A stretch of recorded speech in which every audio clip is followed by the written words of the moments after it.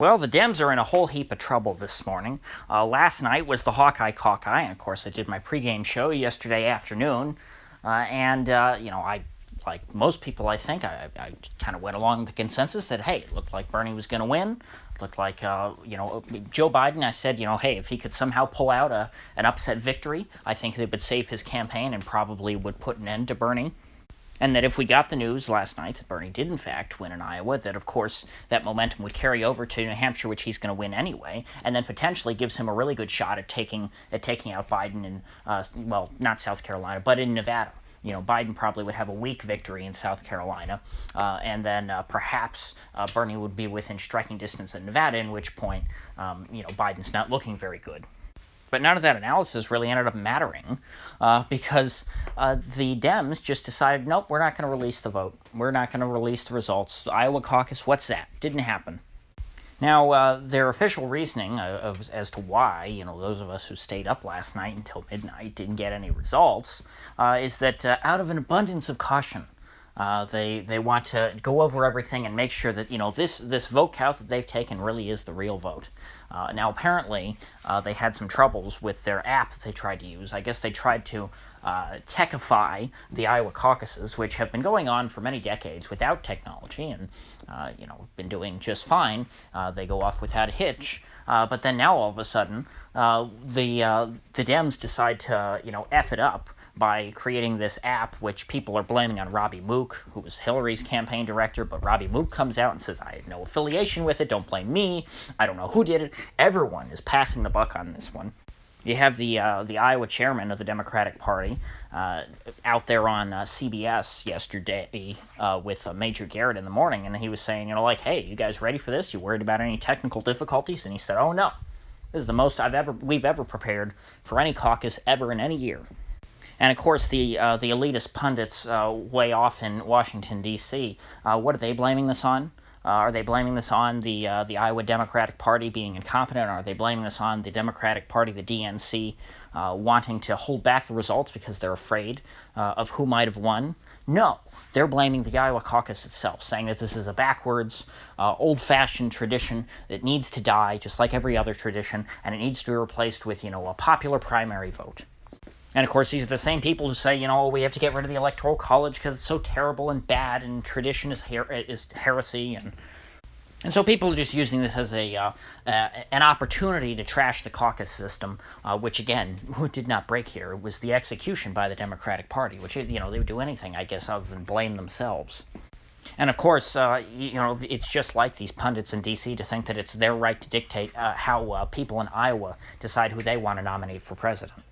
Disgusting swine aren't happy unless they dominate every square inch of this country, and then after that every square inch of this world, which is, of course, demonstrated by their foreign policy. Now, since we don't have official results, if anecdotal evidence is any indication, it seems like Biden has no chance of winning last night.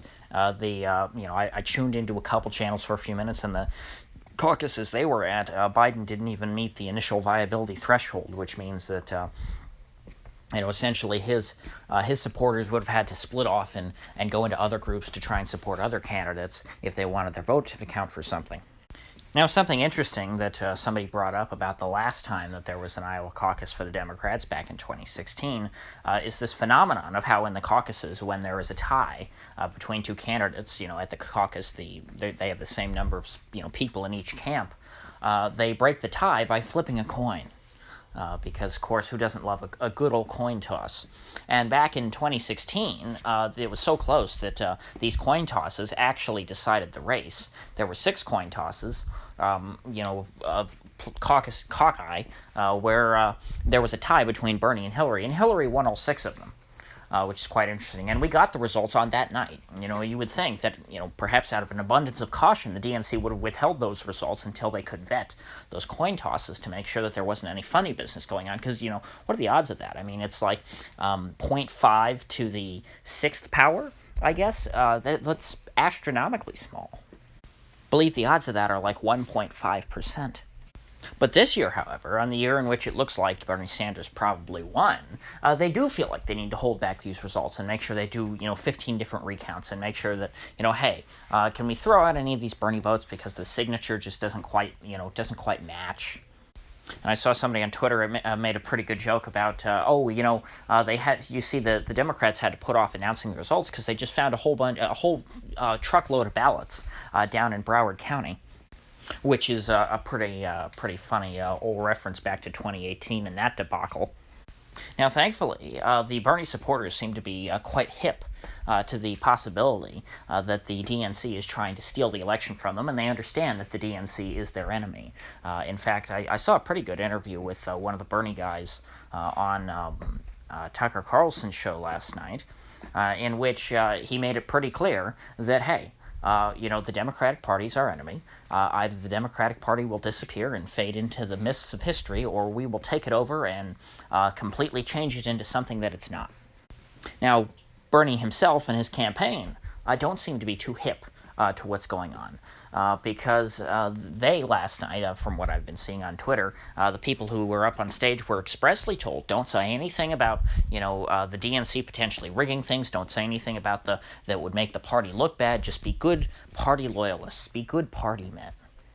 Which is, pretty gross, considering, how Bernie's been treated. He should, try and, show some righteous indignation here.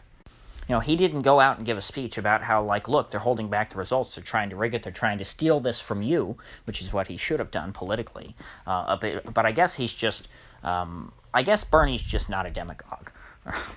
He really doesn't seem to have it in him, even though, he is supposed to be leading a revolution against the billionaires. Go and chop their heads off and take all their money. Behead the bankers and castrate the cigarette executives. I couldn't think of something to go with C. But anyway, if Bernie does end up losing this after last night, he's going to look like a total chump for not having out and called out. And perhaps he's waiting to see what the results are, and if the results are not in his favor, he will call it out. But the smart thing is to call it out now, say they're trying to steal the election, and then when the results come in and it turns out Bernie won anyway, he can declare victory again and say, see, they were going to change the results, but then I called them out, so they stopped doing it. And he could very rightly cite 2016 and those 6 coin tosses, the 1.5% chance that Hillary won, and she did. But he's decided to be tame, unlike his opponents, apparently. Biden has come out, and I guess they're kind of, to use a millennial term, throwing a bit of shade, so to speak, onto these results and saying that they don't think that this is going to be accurate, which is pretty smart since, he seems to have done terribly there. And again, we don't know the results yet, but I wouldn't be shocked if he came in fourth. Like I said, I've been hearing a lot of reports about how he was not viable in a bunch of precincts. That's not a good sign. And if anybody knows how to lose the Iowa caucus, it's Joe Biden, because I believe he's lost, this would be his 3rd time losing Iowa. That probably will set a new record. Now, old Mayor Pete Buttigieg, he's come out and he's declared victory. He said, hey, this was our night. We did it. Hooray. Which, frankly, is probably what Bernie should have done, I think. Old Pete, though, is coming out and trying to set expectations high.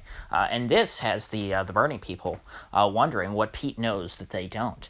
Perhaps Pete understands that this is the conspiracy theory now, and I don't mean to deride them, but this is the idea, that old Pete knows what the Dems are doing. The Dems are holding back the results so that they can try and rig it in favor of Pete, because it turns out that Biden, was such a failure. They have to recover somehow, and so they'll have to, take a bunch of the results and create a bunch of fake ballots for Pete.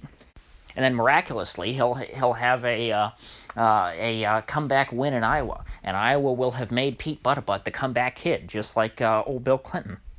Because what is Buttigieg if not a younger, less pervy Joe Biden?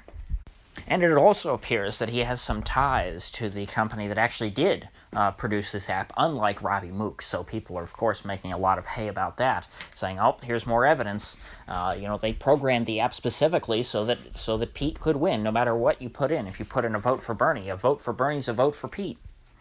Now, I'm not going to go that far and say a bunch of crap, but I think the Bernie people certainly have a very good reason to be skeptical of all this.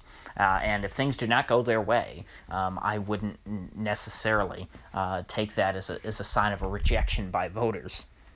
So until we get the official results, I guess I'll end it here for today. If you gain anything of value out of this video, I'd appreciate you clicking that like button and sharing this video. If you haven't already, please do subscribe because I do upload every day and I'd hate to have you miss one. So I'll see you folks back here tomorrow.